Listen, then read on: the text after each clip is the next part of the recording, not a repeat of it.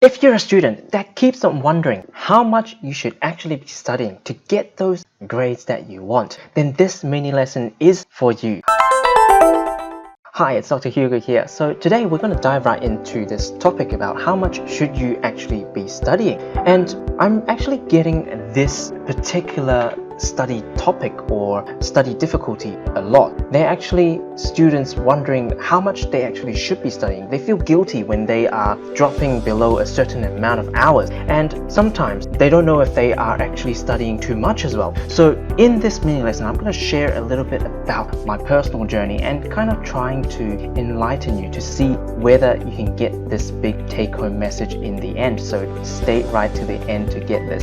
So first of all, people straight up ask me, how many hours per day should I be studying? I want A grades, I want B grades, I want to just pass. How many hours? Is it just 1 hour a day? Is it 5 hours a day? Is it 10 hours a day? Well, the answer is really, it depends, right? Why did I say this? I really want to kind of share the story about my own kind of journey when I was doing pharmacy and medicine. What kind of happened there? So back in pharmacy, I managed to, at the end of it, achieve top 10% of the cohort. So then people ask me, how many hours did you study? Back then, I was really inefficient. I was actually studying a lot. I didn't really have a life.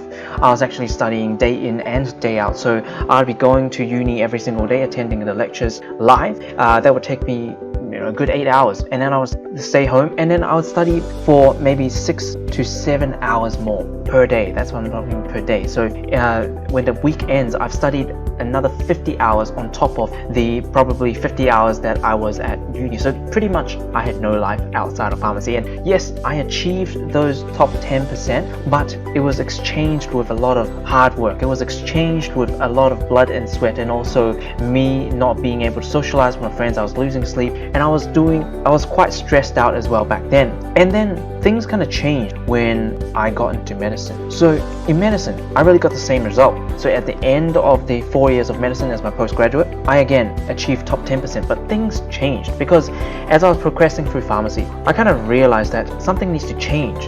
This is not sustainable if I were to do medicine, which, for your information, there was about 3 to 5 times more information that I need to study and put into my head during the course of medicine than compared to pharmacy. There was so much information that I need to actually understand and comprehend and actually regurgitate in my exams. So how was I able to do this? If you look at this equation, I must be doing 30 hours a day to cope with this 5x amount of information. That's just not possible. So what instead happened was, the end result of me achieving top 10% was actually, I was only studying about 2 to 3 hours per day. But then you ask, what is the main difference? The main difference really is my study efficiency. The difference between the amount of content that needs to be covered in medicine and the ending, how much actually I need to put inside, really it was half the amount of effort, but I was achieving top 10%. And also people in medicine, they were really very competitive, and they were even smarter. Like,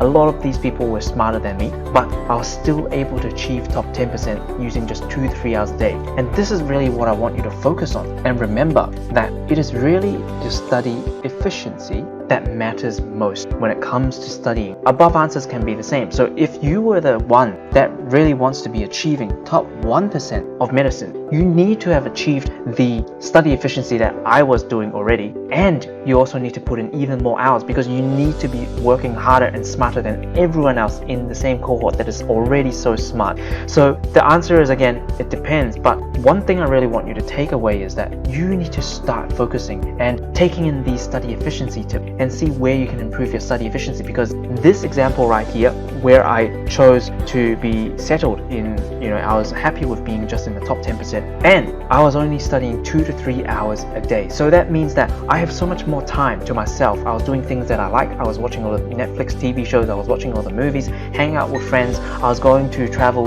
doing all of that while doing this very challenging degree that is medicine. So hopefully this has driven home the point that it's not an absolute amount of time that you need to put in.